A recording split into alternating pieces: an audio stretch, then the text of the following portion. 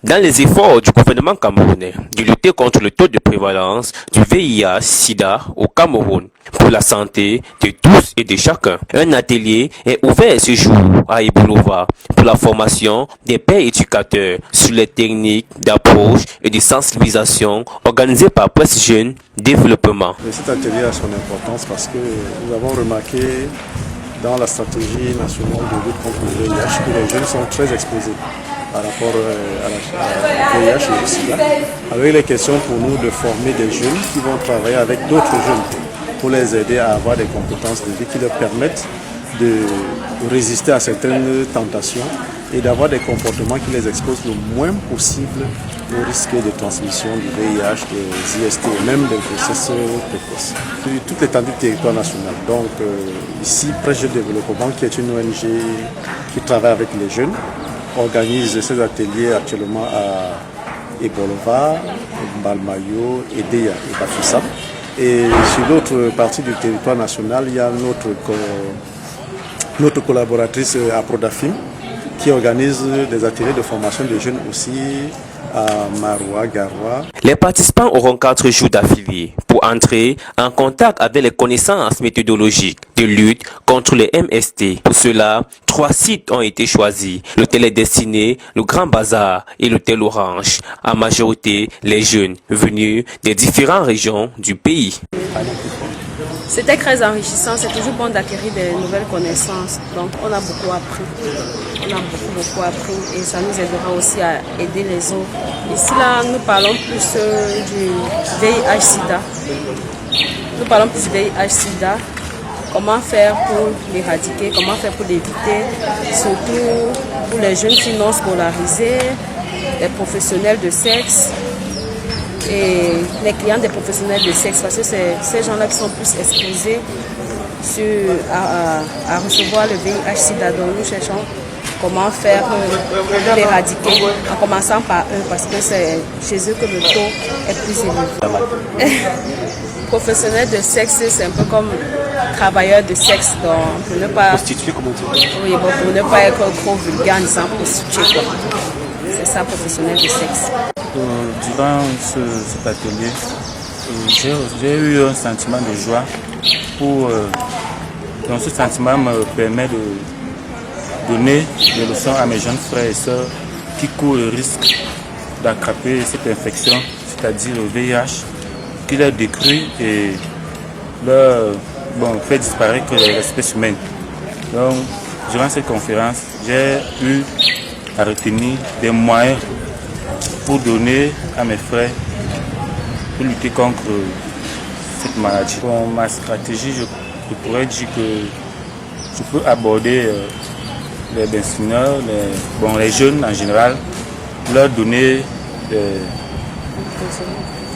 comme causerie éducative des leçons, comment on dit ça? En fait, des stratégies pour éviter d'attraper les maladies.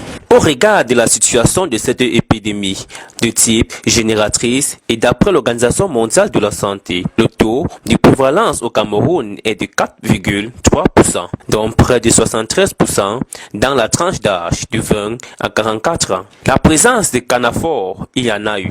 Et vous saviez, c'est très facile puisque aujourd'hui au Cameroun, le ministère de Santé a déjà pu trouver des moyens pour y mettre à l'abri de cette maladie. Oui, nous avons des préservatifs féminins et même masculins aussi. Donc il faut le pratiquer, oui, sans cesse. Il faut aussi être fidèle à son partenaire. De temps en temps, ira voir l'hôpital pour se faire dépister. Évidemment, ça se passe très bien. Puisque depuis l'arrivée ici dans cet hôtel Le Grand Bazar, l'accueil a été très chaleureux. Il y a eu quelques petits groupes qui ont été réglés. Et puis, lors de la restauration, les articulations ont été touchées normalement. Concernant maintenant la formation sur nous les pères éducateurs, vraiment, ça a été très méticuleux. Nous sommes allés jusqu'à toucher les points les plus intimes. On nous a vraiment donné les feuilles de route, les conduites à tenir d'un père éducateur via ses pépères et via aussi ses superviseurs. Comment est-ce qu'on doit se comporter, comment organiser sa causerie éducative et sa causerie et ses CIP. Donc ce qui fait en sorte que je sors de ce séminaire de formation étant totalement bourré et ça pourra vraiment répondre à mes critères et à mes envies. Pourquoi? Parce que j'ai toujours eu l'envie, j'ai toujours cherché des moyens comment conseiller les jeunes filles, les jeunes garçons à s'abstenir pour éviter la contamination et la propagation du VIH-Sida. Et aujourd'hui, grâce à cette formation, grâce à Presse Jeune également, évidemment, j'ai pu recevoir une formation qui me permet ça, non seulement de sensibiliser, mais d'amener plusieurs à un avenir meilleur et à un Cameroun sans sida. L'importance de cette formation, c'est de venir prendre des connaissances, acquérir un certain nombre de connaissances et en tant que père éducateur, aller sur le terrain, mettre ces connaissances en valeur. Éviter parfois de mettre les gens, des hommes et des femmes dans des difficultés en les rejetant dans la société. Comme par exemple ceux qui sont atteints du VIH-Sida, des MST, de la syphilis. Nous devons les amener à comprendre que ces maladies ne sont pas d'une fatalité, mais ils doivent plutôt s'insérer dans la société, comprendre que le monde appartient à tout le monde. Et maintenant, pour les homosexuels, nous ne devons pas stigmatiser les homosexuels.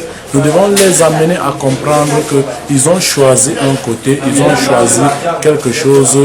C'est pas bien du point de vue de la constitution camerounaise, de